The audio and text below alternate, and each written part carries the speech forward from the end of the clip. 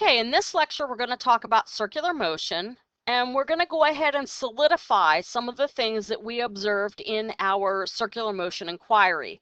We're also going to go ahead and start defining what the word centripetal actually means and why I did not let you use it during the inquiry. And then at the end, we'll have several videos after this which will have problem solving, the examples. Okay, so what we found out when we watched the when we did the inquiry for circular motion was that in every single case, there was an inward directed acceleration on the object that kept it on that circular path. So now we're going to go ahead and define the formula for that acceleration. In order to do that, there's going to be some new things that you see, and we'll go ahead and define them as we go through the lecture. Okay, so the acceleration is equal to negative v squared over r hat. The subscript c usually represents centripetal, but I would like you to say center seeking instead, because center seeking is actually the definition of centripetal. Sometimes when we hear the word centripetal, we want to add a whole new look and feel to it. In other words, the centripetal force has to be a new force that we add into the problem. Unfortunately, that's not the case. Centripetal means center seeking. So it means the net force on the object that causes it to be on that circular path. So you see, the centripetal force isn't a force that goes on the left-hand side of the formula. It's actually equal to the MA side of the formula for Newton's second law. It's actually the net force. Okay, so the R hat, we're going to talk about that next. Okay, the net force is then directed inward, and there's the formula for the net force. Notice that we put the A sub c here. Okay, so the net force is equal to m, the mass, times A sub c. Remember that A sub c is equal to negative v squared over r hat, times the m, and that gives us the net force. We have a new unit vector, that's the r hat. R hat means along the radial direction. So negative r hat is directed inward. Positive r hat is directed outward along the radius of the circle.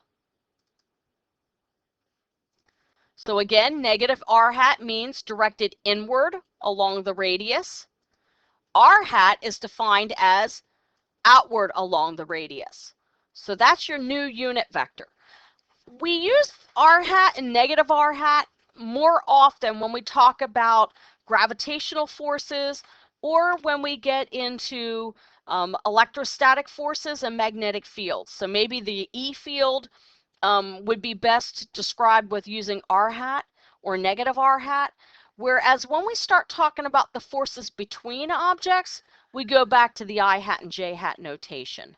So the r hat and negative r hat notation only works when you're talking about one force, not when you're adding forces together or talking about the net force.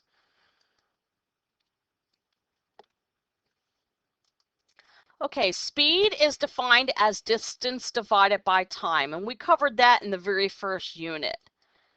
Distance around the circular path is the circumference of the circle. The time needed to travel around that circle once is defined as the time period. We use a capital T to represent time period. The units for time period are seconds, or the is seconds. If I take 1 over the time period, we call that a frequency. Frequency has the unit of 1 over seconds, or hertz, which is abbreviated by a capital H and a lowercase z. The symbol for frequency is a lowercase f. So when we write this out, the time period is equal to 1 over the frequency. Okay, so they're inversely related.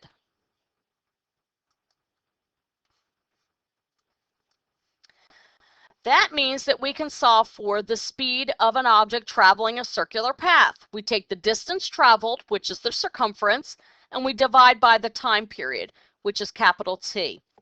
Remember, the time period is the time it travels that circumference. And again, the time period is equal to 1 over the frequency. Now, notice here that this is speed and not velocity. Remember, velocity is the difference between the position vectors. And that actually gives you a straight line segment. Whereas for speed, the circumference is actually a line that covers a curved path. So your velocity and your speed, when calculated for part of a motion that is a circular motion, will not be the same value. Okay, so when in the beginning of the course, when I said speed and velocity are not the same thing, it's true that one could say that the speed of an object is the magnitude of a velocity, but that only works if you're traveling on a straight line path. If you're traveling a curved path, then your total displacement may be 0, which means your velocity for the whole trip is 0. Whereas you've traveled the circumference of a circle in an amount of time, and that means you did have a speed for the whole trip. Okay, so now what I'm going to do is I'm going to go ahead and stop here, and we'll finish going over these examples in the next couple of videos.